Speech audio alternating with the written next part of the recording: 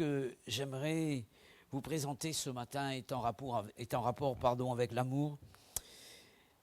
On va lire ensemble dans l'épître de Paul à Philémon, juste après Timothée, titre, vous allez trouver l'épître de Paul à Philémon. On va la lire si vous voulez bien. Ce texte n'est pas long, donc on fait toute la lecture du verset 1er jusqu'au verset 25. Voici ce que nous dit ce texte. Paul, prisonnier de Jésus-Christ, et le frère Timothée à Philémon, notre bien-aimé et notre compagnon d'œuvre, à notre sœur Aphia, à Archippe, notre compagnon de combat, et à l'Église qui est dans ta maison, que la grâce et la paix vous soient données de la part de Dieu notre Père et du Seigneur Jésus-Christ. Je rends continuellement grâce à mon Dieu, faisant mention de toi dans mes prières, afin que, parce que je suis informé de la foi que tu as au Seigneur Jésus et de ton amour pour tous les saints. Je lui demande que ta participation à la foi soit efficace pour la cause de Jésus-Christ, en faisant reconnaître parmi vous toute espèce de bien. J'ai en effet éprouvé beaucoup de joie et de consolation au sujet de ton amour. Par toi, frère, le cœur des saints a été tranquillisé. C'est pourquoi, bien que j'ai en Christ toute liberté de te prescrire ce qui est convenable, c'est de préférence au nom de l'amour que je t'adresse une prière, étant ce que je suis, Paul, vieillard et de plus maintenant prisonnier de Jésus-Christ. Je te prie pour mon enfant que j'ai engendré dans les chaînes, Onésime, qui autrefois t'a été inutile, mais qui maintenant est utile, et à toi et à moi. Je te le renvoie, lui, mes propres entrailles. J'aurais désiré le retenir auprès de moi pour qu'il me serve à ta place pendant que je suis dans les chaînes pour l'Évangile. Toutefois, je n'ai rien voulu sans ton avis. Je n'ai rien voulu faire sans ton avis, afin que ton bienfait ne soit pas comme forcé, mais qu'il soit volontaire. Peut-être a-t-il été séparé de toi pour un temps, afin que tu le retrouves pour l'éternité, non plus comme un esclave, mais comme supérieur à un esclave, comme un frère bien-aimé, de moi particulièrement et de toi à plus forte raison, soit dans la chair, soit dans le Seigneur. Si donc tu me tiens pour ton ami, reçois-le comme moi-même, et s'il t'a fait quelque tort et s'il te doit quelque chose, mets-le sur mon compte. Moi, Paul, je t'écris de ma propre main, je paierai pour ne pas te dire que tu te dois toi-même à moi. Oui, frère, que j'obtienne de toi cet avantage ou cette faveur dans le Seigneur. Tranquillise mon cœur en Christ.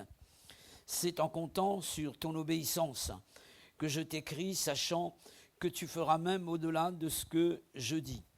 En même temps, prépare-moi un logement, car j'espère vous être rendu grâce à vos prières.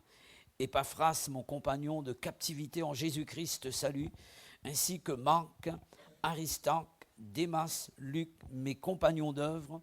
Que la grâce de notre Seigneur Jésus-Christ soit avec votre esprit. Amen. Amen.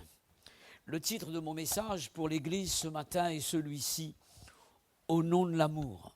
Au nom de l'amour. Ce titre, je l'ai emprunté de l'apôtre Paul au verset 9, et c'est une parole qu'il a adressée à Philémon en faveur d'Onésime, et il va dire ceci, c'est de préférence, c'est un choix qu'il a fait, c'est de préférence au nom de l'amour que je t'adresse une prière.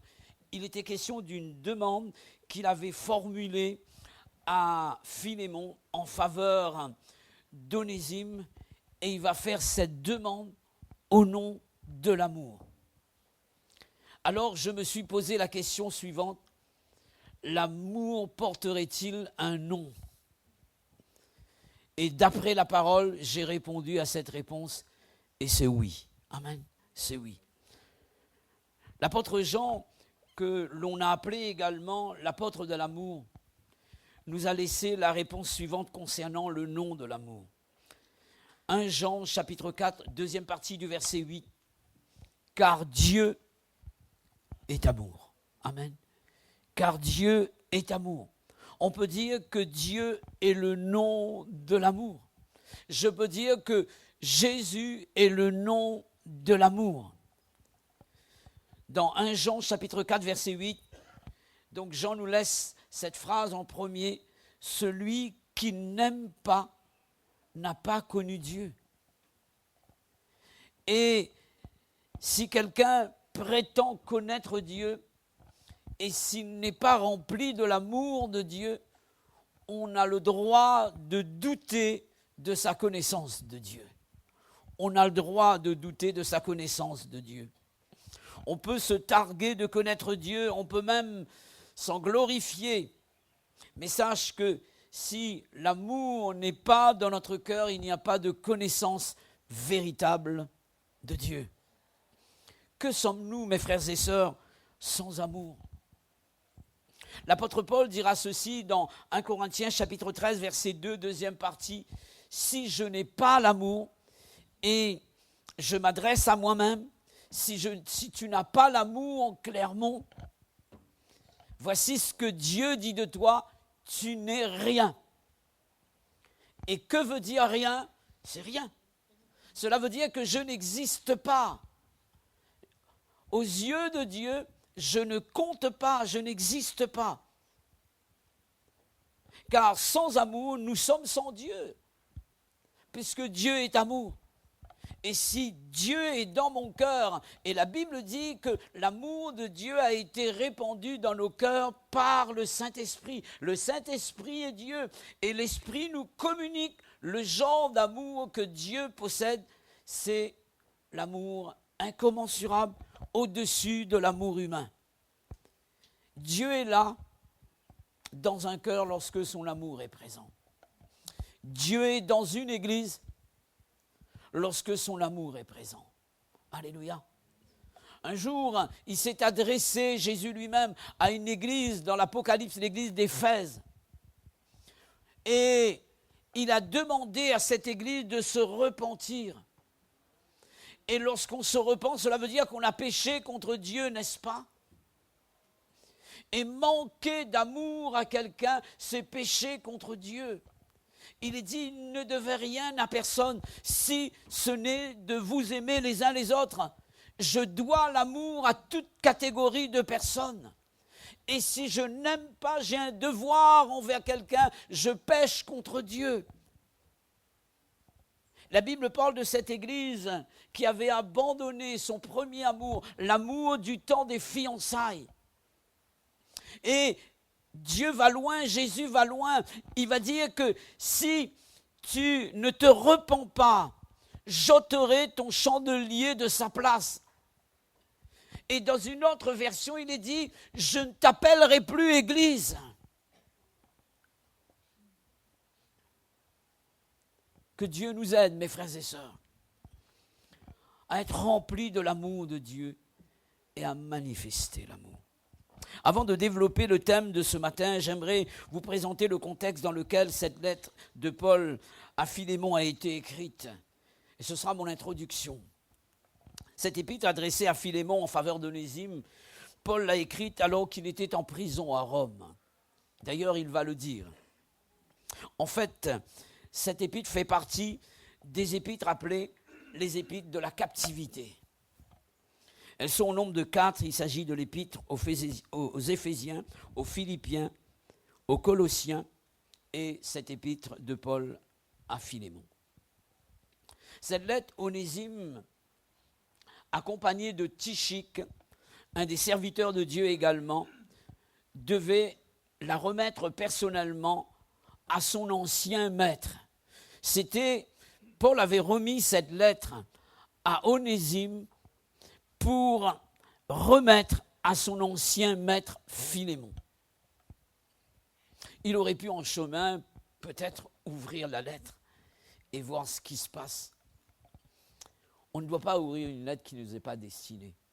Et c'est pareil pour la prière. Quelqu'un disait, déranger quelqu'un dans la prière, c'est ouvrir une lettre qui ne vous est pas destinée. Et là donc, il va devoir apporter cette lettre. Il faut savoir que Philémon était un chrétien de Colosse. Il s'agissait d'un personnage très aisé. Et il avait mis sa maison à la disposition de l'église des réunions. C'est pourquoi dans les salutations que Paul adresse à Philémon, en introduction, il fait mention de l'église qui est dans la maison de ce frère.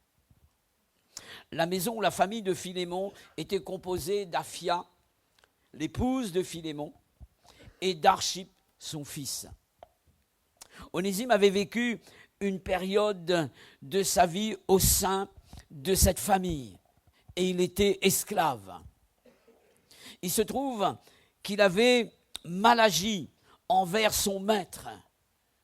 Il lui avait volé quelques biens, malheureusement.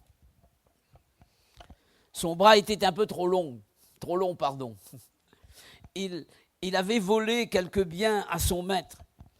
Et après ce délit, il s'est enfui loin de la maison de son maître.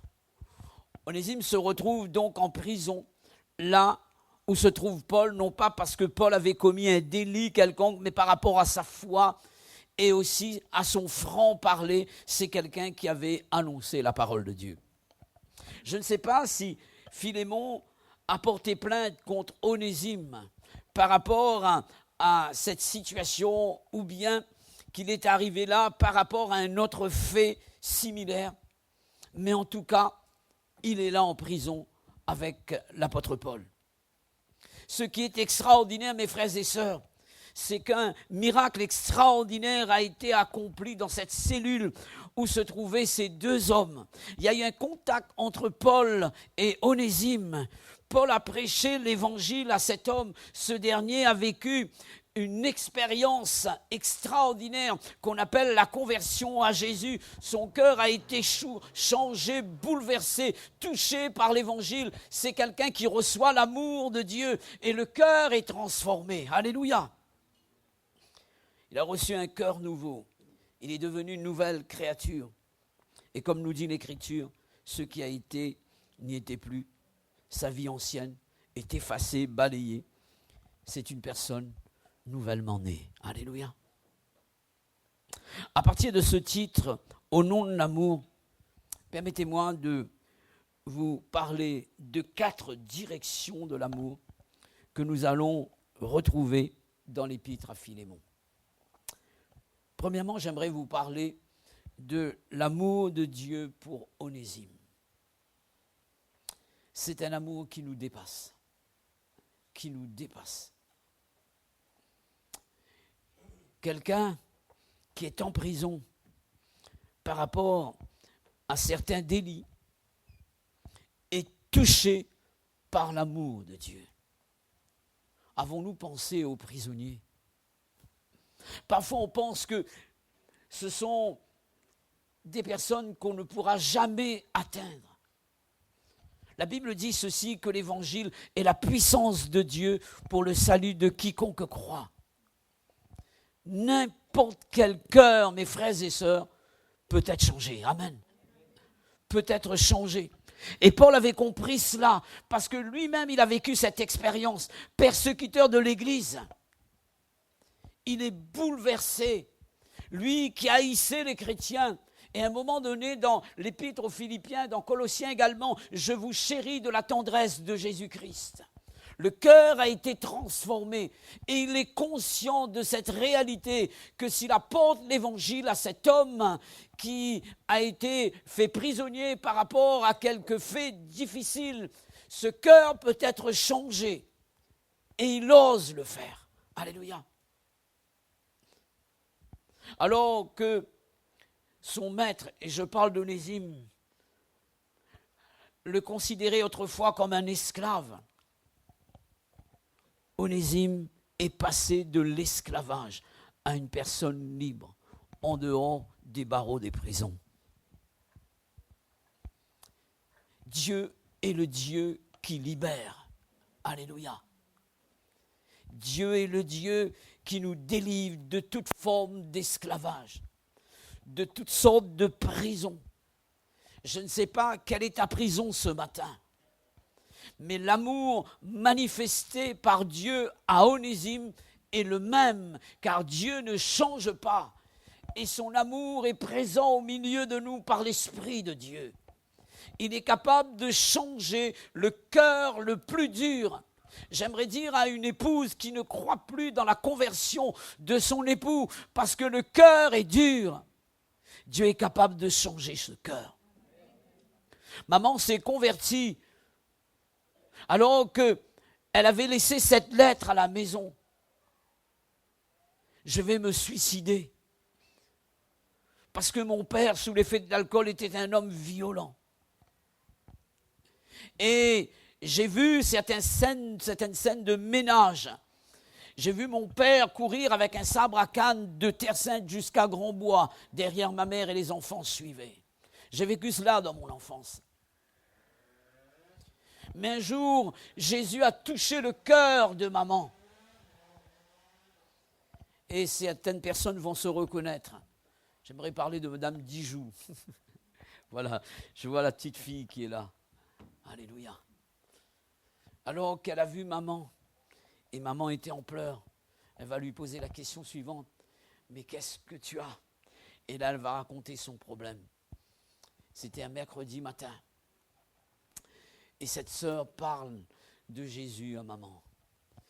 Elle lui dit, viens avec moi ce soir, je t'emmène à un endroit. Et elle emmène maman dans une salle comme celle-ci, en 1975. Le cœur est bouleversé, touché. Elle commence à prier pour papa, qui ne voulait pas de l'évangile. Alors que d'habitude, lorsque papa rentrait sous l'effet de l'alcool, elle l'attendait au pas de la porte. Et il y avait un dialogue, pour ne pas dire parfois des paroles mal placées. Mais à cause de cette rencontre avec Jésus, à cause de l'amour que Dieu a mis dans son cœur pour papa, elle commence à prier. 6 mois après, papa donne son cœur à Jésus. Alléluia. J'aimerais dire ce matin que rien n'est impossible à l'amour. Amen. Rien n'est impossible à l'amour. Cet homme qui était esclave devient libre. Et voici ce que Jésus dira. Quiconque se livre au péché est esclave du péché. Mais Jésus dira, si donc le Fils vous affranchit, vous serez réellement libre. Je ne sais pas quelle est la chose qui te rend esclave ce matin, mais j'aimerais te dire de la part du Seigneur que, quelle que soit la chose, Dieu peut te délivrer. Amen. L'amour de Dieu. D'une personne inutile, Jésus en a fait une personne utile. Verset 11. Je relis pour vous, s'il vous plaît. Onésime, qui autrefois t'a été inutile, mais qui maintenant est utile à toi et à moi. Utile signifie qu'on peut l'utiliser maintenant, qu'on peut lui faire confiance. Alléluia. Même si autrefois il a été voleur, maintenant c'est différent. Tu peux lui laisser ton coffre. C'est quelqu'un de confiant maintenant. Il est utile. Tu peux l'utiliser. Paul dit à Philémon non seulement que je peux me servir de lui, mais toi aussi, tu n'as rien à craindre. Tu n'as rien à craindre parce que l'amour est passé par là. Alléluia. L'amour est passé par là. Utile, c'est aussi la signification du nom d'Onésime. Les historiens disent que c'est Paul qui lui a donné ce nom, le nom d'Onésime. Autrefois, un esclave n'avait pas de nom. Il était inconsidéré, sans identité même. De sorte que on n'avait pas besoin de lui, si ce n'est que lui demander d'obéir à l'ordre. Mais on n'estimait pas un esclave. On pouvait s'en débarrasser, le vendre à prix d'argent à un autre maître. C'était comme cela. Maintenant, pour Onésime, c'est différent. D'inutile qu'il était, Jésus en a fait une personne utile. Alléluia. Quelle est la personne que le Seigneur va qualifier d'utile dans son œuvre? Voici la réponse. On va lire ensemble dans 2 Timothée chapitre 2 versets 20 à 21. 2 Timothée chapitre 2 versets 20 à 21. Dans une grande maison, il n'y a pas seulement des vases d'or et d'argent, mais il y en a aussi de bois et de terre, et les uns sont des vases d'honneur, et les autres sont d'un usage vil. Si donc quelqu'un se conserve pur en s'abstenant de ces choses, et il va parler des choses qui ne glorifient pas le Seigneur, il sera un vase d'honneur, sanctifié, utile à son maître et propre à toute bonne œuvre. Amen. L'apôtre Paul dit ici que la personne utile pour Dieu, c'est la personne sanctifiée. Amen. Dieu a fait un nettoyage. Et c'est cette personne-là que Dieu utilisera. Et cette personne-là verra Dieu, et on verra Dieu à travers la vie de cette personne. Heureux ceux qui ont le cœur pur, car ils verront Dieu. Sans la sanctification, nul ne verra le Seigneur. Non seulement là-haut un jour, mais ici-bas, à travers sa vie. Alléluia. Dieu nous appelle à être une église sanctifiée. Lorsqu'on aime, on veut être pur pour la personne qu'on aime. Alléluia. On veut être utile à la personne qu'on aime. Et on se met à sa disposition. Et pour que Dieu nous utilise, il est important que notre cœur soit sanctifié. C'est une des prières de Jésus dans sa prière appelée prière sacerdotale, Jean 17, 17. Sanctifie-les par ta vérité, car ta parole est la vérité. Et voici ce qui est dit également ce sujet dans 2 Timothée chapitre 3 versets 16 à 17. Toute l'écriture est inspirée de Dieu et utile pour enseigner, pour convaincre, pour corriger, pour instruire dans la justice, afin que l'homme de Dieu soit accompli et propre à toute bonne œuvre. Amen. La parole en nous nous sanctifie et nous rend utiles à l'œuvre de Dieu. Alléluia. Elle opère, cette parole, une transformation en nous. Et nous avons besoin plus que jamais de laisser la parole impacter notre cœur, apporter les changements qui sont nécessaires afin que Dieu puisse nous utiliser à bon escient. Alléluia. Je vous ai parlé de l'amour de Dieu en faveur d'Onésime. J'aimerais vous parler d'une autre direction dans l'amour. L'amour de Paul pour Onésime. Alors que Paul, à l'origine, je l'ai rappelé tout à l'heure, avant sa conversion, était un persécuteur de l'Église, Dieu a fait de lui un défenseur, un amoureux même de l'Église. Paul n'est pas que prédicateur de l'amour, il est aussi pratiquant de l'amour. Amen. On peut prêcher des choses qu'on ne vit pas. Et Dieu nous appelle à annoncer ce que nous vivons. Il prêchait l'amour, mais il vivait l'amour également. Alléluia. Et il est question de ce même amour dont Dieu a manifesté en sa faveur. Alléluia.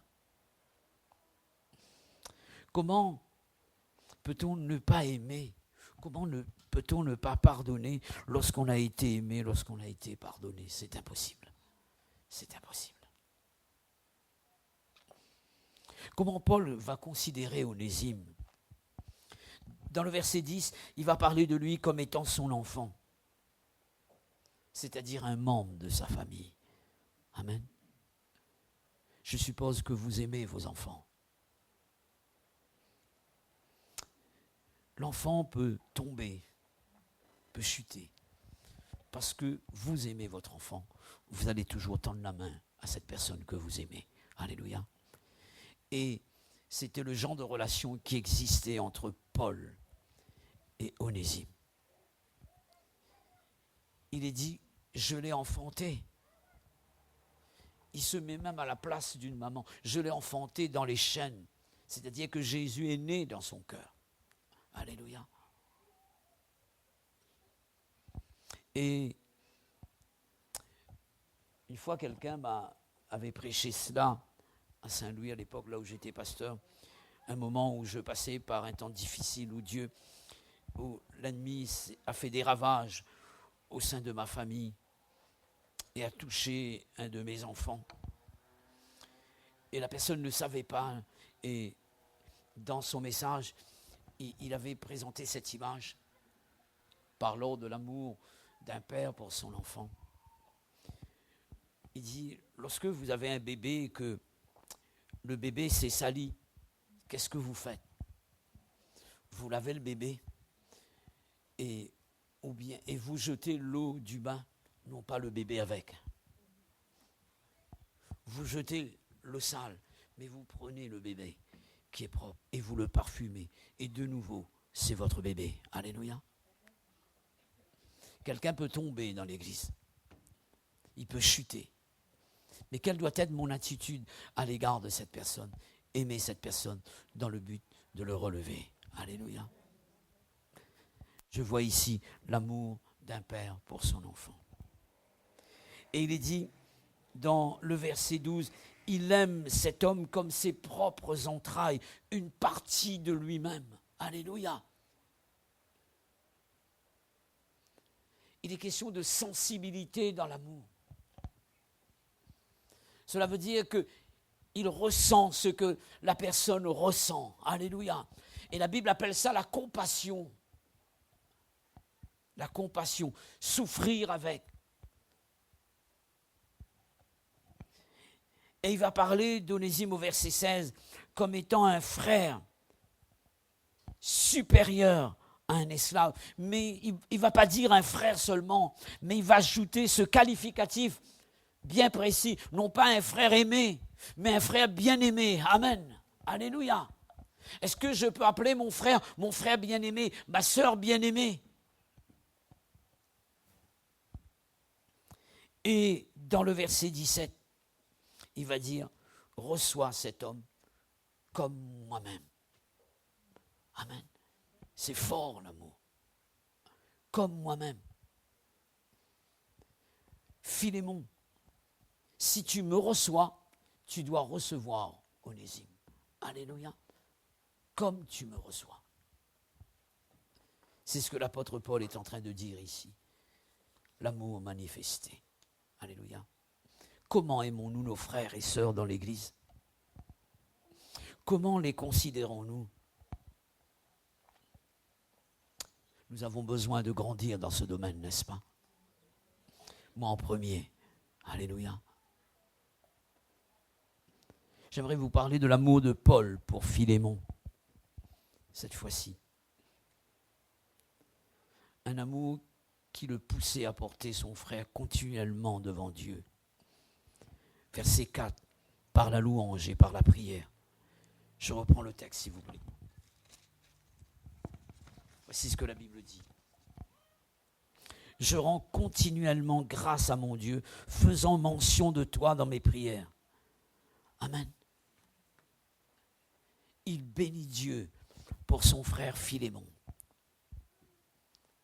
Et il prie pour son frère continuellement. Alléluia. Continuellement. L'amour doit nous amener à bénir Dieu pour l'Église qu'il nous a donnée. L'Église n'est pas parfaite, mes frères et sœurs, et nous en sommes conscients. La perfection absolue, nous n'avons pas ici-bas. C'est une perfection qu'on peut appeler perfection relative. Mais lorsque le parfait sera venu, Jésus est le parfait, nous serons comme lui. Alléluia. Mais nous tendons vers la perfection. Alléluia. Lorsque la Bible parle de la perfection pour l'homme que nous sommes, les chrétiens que nous sommes, il s'agit de maturité spirituelle. Et souvent, c'est comme cela. Nous avons grandi. Et là, je vois ici que Paul, c'est quelqu'un qui prie pour son frère Philémon. Est-ce que nous prions pour tous les membres de l'Église? Même la personne qui ne nous aime pas. Est-ce que nous prions pour elle? Est-ce que dans la louange, nous bénissons Dieu pour cette personne? Même si la personne a besoin d'être changée, je bénis Dieu pour le changement qui va opérer dans la vie de cette personne. Alléluia. Parce que j'ai confiance en Dieu. Un amour qui le pousse à porter son frère continuellement devant Dieu. Deuxièmement, un amour qui s'informe de la santé spirituelle de Philémon. Verset 5. Il est dit ceci: je suis informé de la foi que tu as au Seigneur Jésus et de ton amour pour tous les saints. Alléluia. Il connaît le niveau spirituel de son frère. Et j'ai remarqué que l'apôtre Paul, lorsqu'il s'informe de l'état spirituel de l'Église, il ne va pas parler de la richesse financière de l'Église. Il ne va pas parler de l'offrande. La richesse de l'Église, ce n'est pas une richesse matérielle. Dieu nous bénit matériellement, que Dieu soit béni. Mais une Église riche, c'est une Église riche en foi et en amour. C'est ce que la Bible dit ici. Alléluia. Et je dis souvent que la foi est l'argent du ciel. La foi nous permet de recevoir les choses que l'argent ne peut nous donner.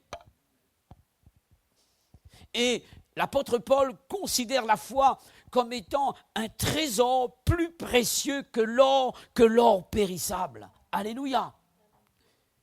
Et le niveau spirituel d'une église est jugé par rapport à son amour et par rapport à sa foi. Quand j'aime, alors j'ai confiance. Alléluia. Et Paul se soucie de la santé spirituelle de Philémon. Et il se réjouit. Le cœur de Paul est consolé par rapport au résultat qu'il a vu. Alléluia. L'amour de Paul à l'égard de Philémon avait créé une bonne relation de travail entre eux. Alléluia.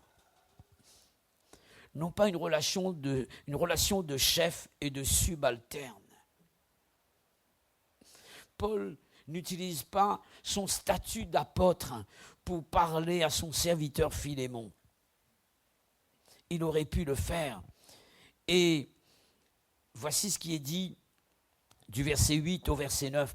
C'est pourquoi, bien que j'ai en Christ toute liberté de te prescrire ce qui est convenable, c'est de préférence au nom de l'amour que je t'adresse une prière étant ce que je suis, Paul vieillard, et de plus maintenant prisonnier de Jésus-Christ.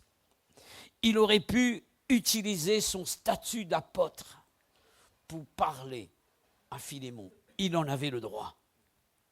Mais non, il va venir au nom de l'amour. Alléluia. Au nom de l'amour. Lorsqu'on parle avec quelqu'un au nom de l'amour, le message passe. Alléluia. Même s'il y a des choses à changer, des choses à rectifier. Alléluia. Le même mot présenté par deux personnes différentes peut avoir deux significations différentes. Je donne un exemple très simple. Admettons, je suis un père fouettard, méchant avec mes enfants et mes petits-enfants. Et ma femme est une femme pleine de douceur avec ses petits-enfants, avec ses enfants. Lorsque moi je dis à mon enfant « viens », ce n'est pas le même « viens » que mon épouse, vous comprenez? Pourtant, c'est le même mot. C'est le même mot. Un mot, une réprimande, dans l'amour, c'est différent. C'est différent. Et mes enfants ou mes petits-enfants vont écouter mon épouse parce que tout est dit dans l'amour. Alléluia. Et nous avons besoin de savoir utiliser l'amour. Alléluia. Que Dieu nous aide. Et là, c'est Paul est un vieillard. Il a une certaine expérience. L'apôtre Jean, l'apôtre de l'amour, il a une certaine expérience. Cela veut dire que le fruit s'est développé, car l'amour est un fruit de l'esprit. Alléluia. Le fruit s'est développé. Certains, quand ils vieillissent, ils deviennent amers. Alors qu'un bon vin, il est meilleur lorsqu'il vieillit. Alléluia. Fais de nous de bons vins. Alléluia. La relation entre Paul et Philémon, c'est une relation de confiance. Amen. Versets 18 à 21. Si tu as fait quelque chose,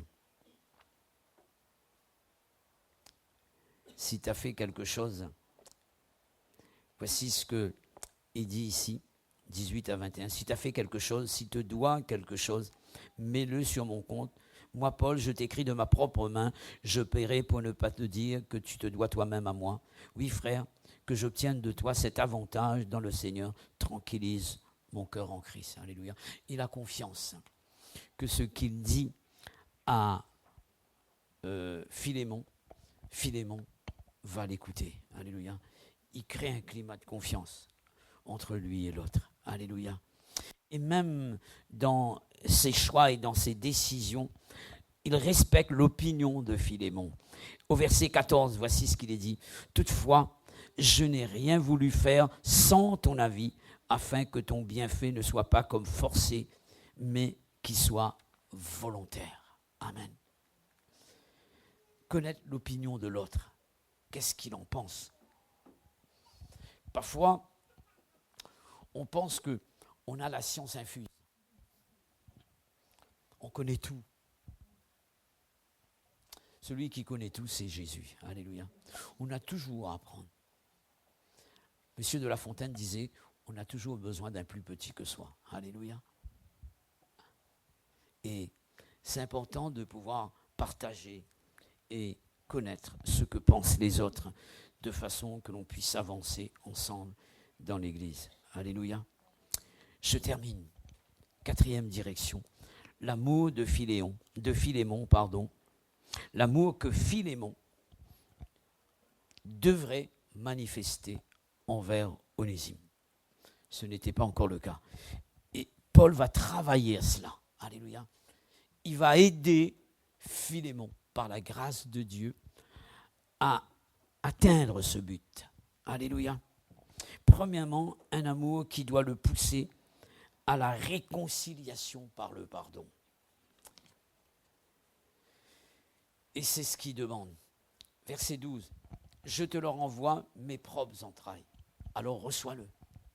Reçois-le comme moi-même, afin que tu le retrouves pour l'éternité, pour toujours. Cela veut dire que dans le ciel, il sera avec toi. Mais si tu ne t'accordes pas avec lui là, dans le ciel, tu ne pourras pas le supporter, ce n'est pas possible. Accordons-nous ici-bas avant d'arriver au ciel. C'est important ces choses-là. C'est important ces choses-là. Et nous avons besoin de faire les choses comme il convient. Un amour qui nous permet de pardonner. Et s'il n'y a pas de pardon, il n'y a pas d'amour. Un amour fraternel, sincère. Comme Paul, Philémon doit considérer Onésime comme un supérieur à un esclave, comme un frère bien-aimé. Verset 16. Alléluia. J'aime bien les paroles adressées par Abraham à son neveu Lot. Abraham dit à Lot, qu'il n'y ait point, je te prie, de dispute entre toi et moi, ni entre mes bergers et tes bergers, car nous sommes frères. Amen. Car nous sommes frères. Et la séparation a été utile. Alléluia. Mes frères et sœurs, nous ne devons rien à personne, si ce n'est de nous aimer les uns les autres.